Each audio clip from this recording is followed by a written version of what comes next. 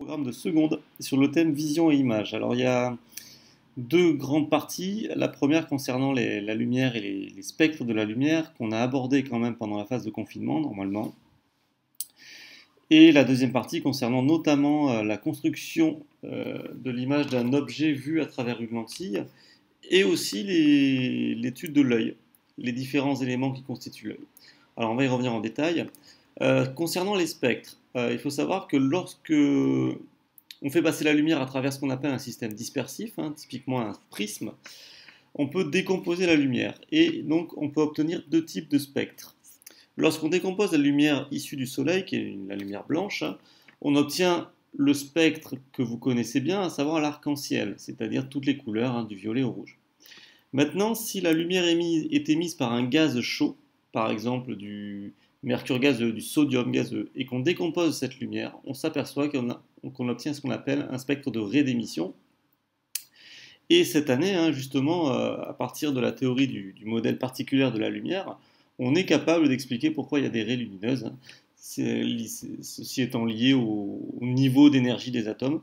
On en parlera.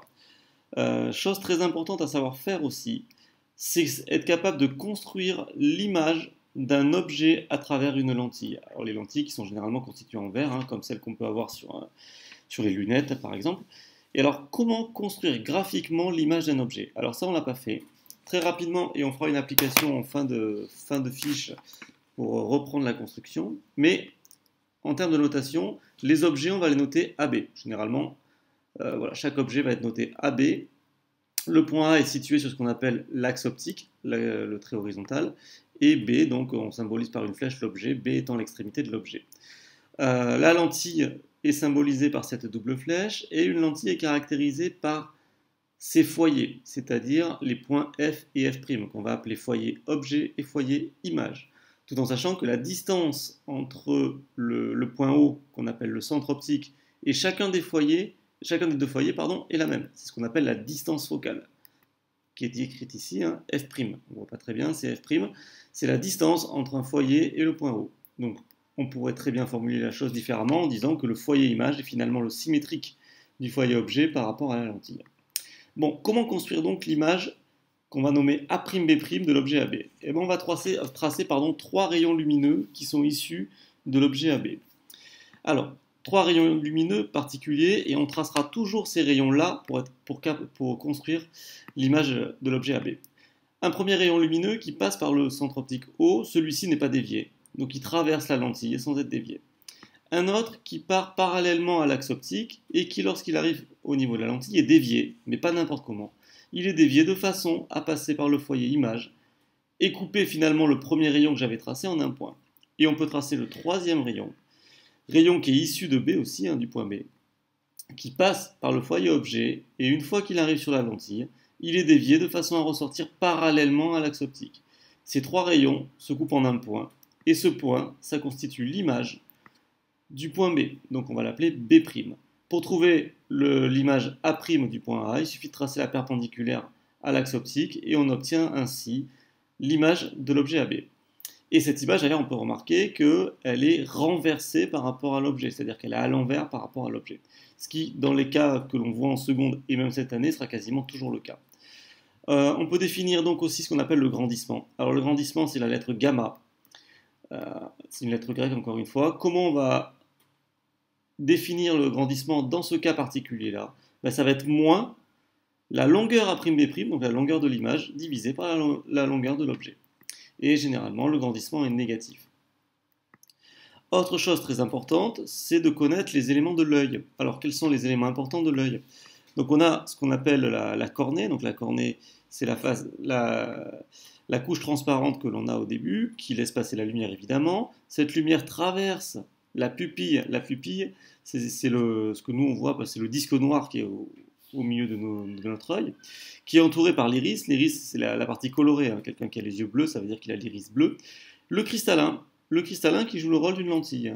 Donc, il sert à dévier la lumière, finalement, de façon à ce que les rayons lumineux qui sont rentrés dans l'œil se croisent tous sur la rétine. La rétine, si vous voulez, c'est l'écran sur lequel se forme l'image. Et on peut modéliser ça par du matériel d'optique qu'on va utiliser aussi cette année. C'est-à-dire que l'iris, on peut le modéliser par un diaphragme. Le cristallin, je vous l'ai dit, joue le rôle d'une lentille convergente, donc on peut le remplacer par une lentille. Enfin, la rétine, c'est l'endroit où se forme l'image, donc ça serait un écran.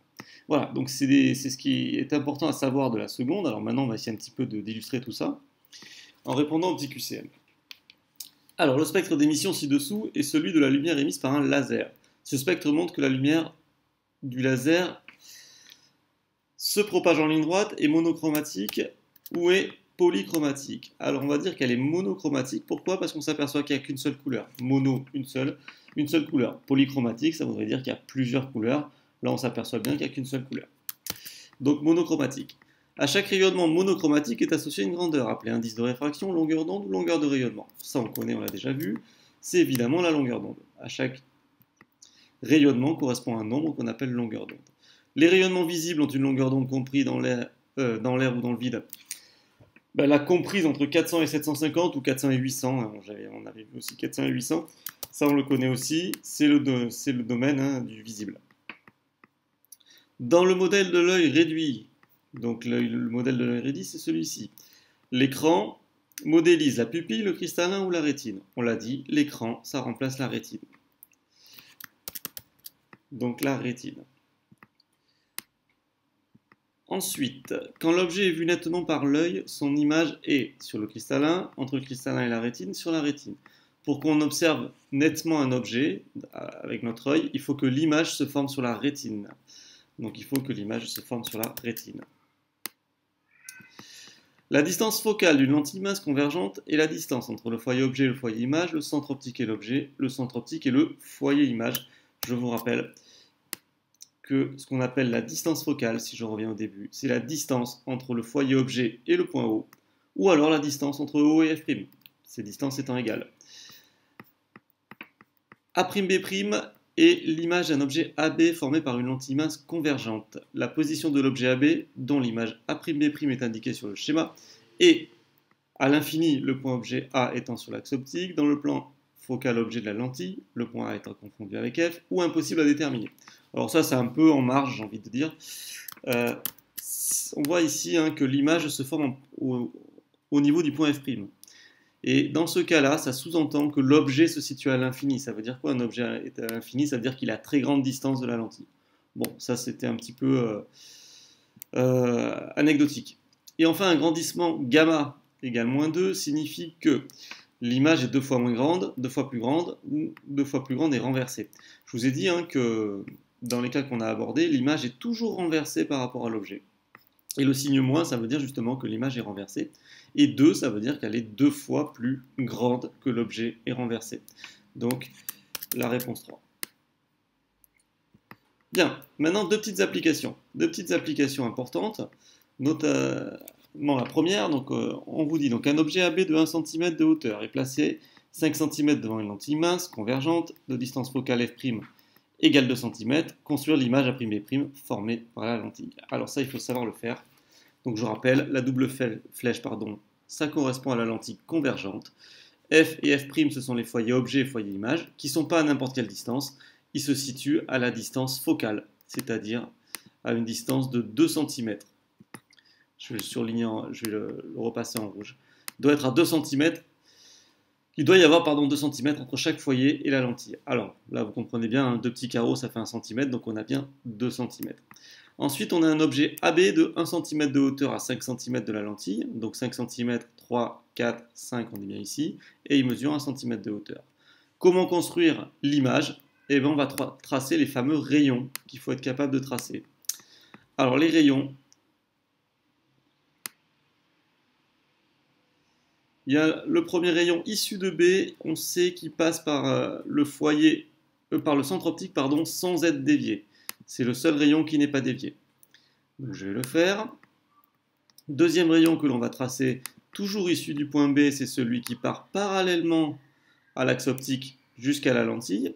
Et lorsqu'il a atteint la lentille, il est dévié évidemment, hein, puisqu'une lentille dévie les rayons lumineux. Et le rayon lumineux n'est pas dévié n'importe comment, puisqu'il est dévié de façon à passer par le foyer image, c'est-à-dire F'. Voilà. Et enfin, deux rayons suffiraient en réalité pour tracer l'image. Mais on va tracer le troisième, puisque je vous ai dit qu'il y avait 3 rayons à connaître. Le troisième rayon, c'est celui qui part du point B toujours, qui passe par le foyer objet, qui arrive à la lentille. Et lorsqu'il part de la lentille, donc lorsqu'il est dévié, il est dévié en étant parallèle à l'axe optique. Donc il est dévié. Et si on a bien tracé, bah, les 3 rayons se coupent en un point. Ce point, ça va constituer justement le point B', hein, ça va être le point B'. Voilà, ça va être le point B'.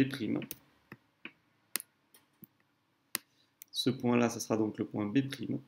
Et ensuite, pour tracer l'image, c'est pas compliqué, puisqu'il suffit de tracer la perpendiculaire en partant de l'axe optique, en allant jusqu'à ce fameux point B'.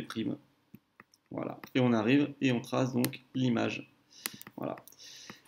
Et le point qui est sur l'axe optique, c'est le point A'. Donc on trace l'image finalement qu'on nomme A'B'. C'est les conventions lorsqu'on fait l'optique. On appelle l'objet AB et on appelle l'image A'B'. Ok, très bien. Donc ça, il faut absolument savoir construire une image à travers une lentille convergente, avec ces 3 rayons-là. Et enfin, l'application numéro 2.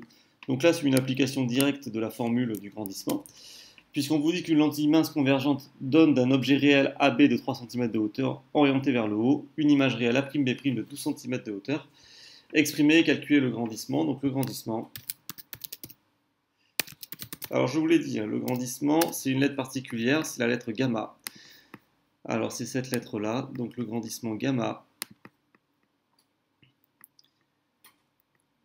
Le grandissement gamma, c'est égal à quoi? C'est égal au rapport de la taille de l'image, donc A'B' sur AB. Et dans le cas qui va nous intéresser, dans les cas qu'on va rencontrer, il y aura toujours un moins, puisque mon grandissement sera toujours, alors je vais quand même l'indiquer, toujours négatif. Alors on va le calculer. Donc mon grandissement, il me suffit simplement de remplacer par les valeurs que j'ai. Donc l'image A'B', donc on vous dit que c'est 12 cm. Sur la taille de l'objet, c'est-à-dire 3 cm. Et évidemment, le calcul est facile, ça fait moins 4. Alors, je vais juste mettre un petit commentaire quand même. Ça veut dire quoi un grandissement de moins 4? Ça veut dire que l'image est 4 fois plus grande que l'objet. Et renversée, c'est-à-dire, entre guillemets, à l'envers par rapport à l'objet. Voilà. Donc ça, ce sont vraiment des notions de seconde qu'il faut maîtriser. On en aura besoin cette année, d'être capable de tracer les rayons lumineux, savoir ce qu'est un grandissement, et connaître également le vocabulaire. Le vocabulaire associé aux lentilles, la notion de foyer-objet, foyer-image, centre optique. Voilà, tout ça, c'est absolument à connaître. Je vous remercie.